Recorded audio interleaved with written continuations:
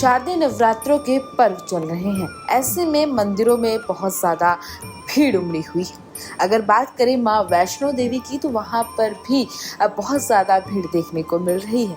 तो वहीं वैष्णो देवी यात्रा के दौरान भूमिका मंदिर की भी विशेष प्राथमिकताएं हैं। श्रद्धालु यात्रा के दौरान भूमिका मंदिर में भी नमन करते नजर आते हैं। ये तस्वीरें आप अपनी स्क्रीन पर देख सकते हैं। दरअसल प्राचीन कथाओं के मुताबिक ये स्थल बाबा श्रीधर का पैतृक स्थल है। यहाँ पर माता रानी ने बाबा श्रीधर को दर्शन देकर भंडारा रखवाने के लिए कहा था, जिसके बाद भैरव बाबा अपने शिष्य के साथ भंडारे में पहुंचे और मांस मदिरा की मांग की थी। माता रानी उनसे कहती हैं कि ये ब्राह्मण के घर का भंडारा है और वहां से त्रिकुट पर्वत की ओर बढ़ती हैं। वहीं से तब से श्रीधर के वंशज भी इस स्थल पर पूजा अर्चना करते हैं। हर दिन इस स्थल पर आरती का भी आयोजन होता है। तो इस वीडियो के माध्यम से आइए जानते हैं पुजारी का क्या कुछ है कहना और क्या कुछ है वैष्णो माता की कथा। तो आइए सुनते हैं। कटरा से अमित शर्मा की रिपोर्ट। ये प्राचीन भूमिका मंदिर के बारे में आपको मैं इतिहास में बताऊं तो मान्यता है कि जब पंडित श्रीधर जी जो थे उनके घर में कोई भी वंशज नहीं था, उन्हें परिवार से अलग इस कुटिया में रहा करते थे। इस कुटिया में जहाँ पर ये मंदिर स्थित है, इसे हंसाली गांव के नाम से जाना जाता है।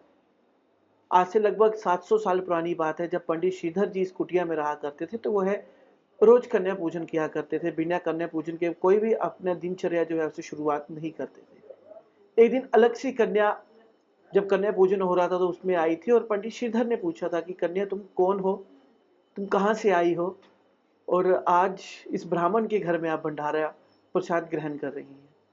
उस समय किसी को भी नहीं ये पता था कि ये साक्षात महा वैष्णु है।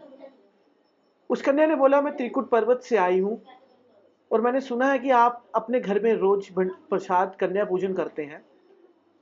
आपकी जो भी इच्छा है वो माँ दुर्गा पूरी करेगी। आप अपने घर में भंडारे का आयोजन करें। उन्होंने कहा था पंडित श्रीधर जी ने कि मेरे पास इतनी धन संपत्ति नहीं है, इतनी सामग्री नहीं है कि मैं गांव वालों को प्रसाद खिला सकूं। माँ ने कहा था कि तुम सभी गांव वालों को न्योता दे आओ, महारानी कृपा अपने आप तुम पर बरसाएगी। अगले दिन जब यहाँ पर प्रसाद बनने लगा, जब यहाँ पर लोग आने लगे तो 1.25 लाख आदमी से भी ज्यादा लोगों ने इस कुटिया के अंदर बैठकर प्रसाद ग्रहण किया था। भैरवनाथ भी यहीं पर आया था।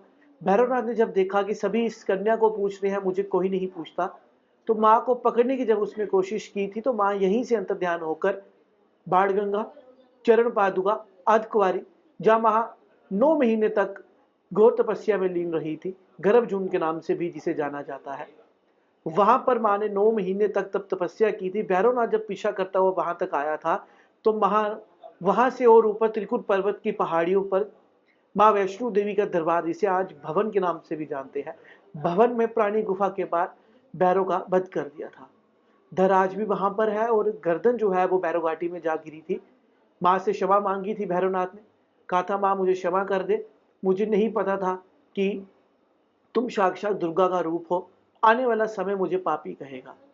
माँ ने कहा कि तेरे कुल का अंत, तेरा अंत भैरव मेरे हाथों लिखा था, जो आज हो चुका है। आने वाला समय तुझे कोई पापी ना कहे। मैं यहाँ पर महाकाली, महालक्ष्मी, माँ सरस्वती के रूप में विराजमान रहूंगी। जो मेरे दर्शन के बाद तेरे दर्शन करेगा उसी की यात्रा संपूर्ण होगी। इसीलिए कहा जाता है कि माँ वैष्णो के दरबार के दर्शन के बाद भैरव बाबा के दर्शन भी जरूर करने चाहिए। और अब प्राचीन भूमिका मंदिर की ओर अगर हम आए तो बाबा श्रीधर जी के ऊपर माँ की अटूट कृपा हुई थी, जिसके बाद पंडित श्रीधर जी के घर में 4 बेटे हुए थे।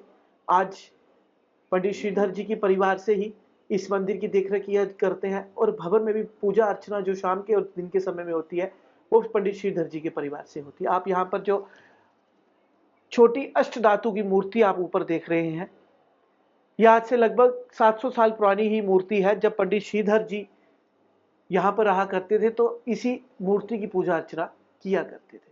बोले सच्चे दरबार की